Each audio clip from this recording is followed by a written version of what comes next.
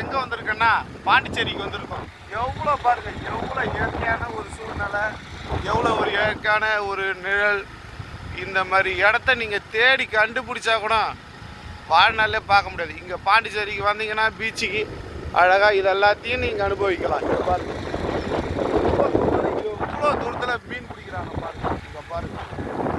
Hi guys, பிடிச்சிருந்தா share பண்ணுங்கள், like பண்ணுங்கள். வீடியோ பிடிச்சிருந்தா கமெண்ட்டில் சொல்லுங்கள்.